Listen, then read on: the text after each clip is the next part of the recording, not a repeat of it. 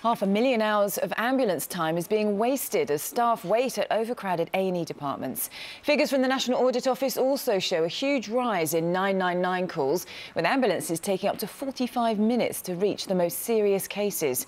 Juliet Dunlop is in Wakefield for us this morning. The current 8-minute target for life-threatening calls is being relaxed there under a pilot scheme. Morning to you, Juliet. So is this helping the situation then?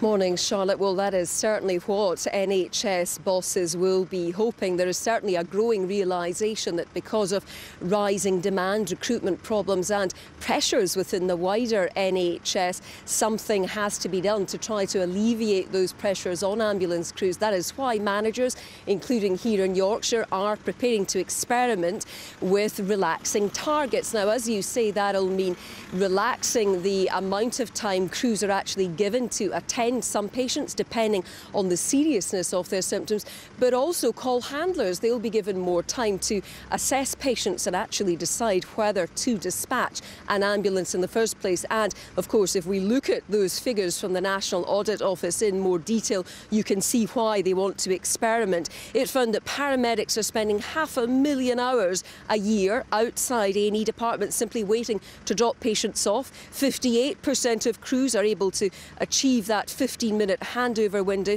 and all of this against that increase in calls from 7.2 million in 2010 to 10.7 million calls last year. Now, Charlotte, if this pilot scheme is successful, it will be rolled out across England.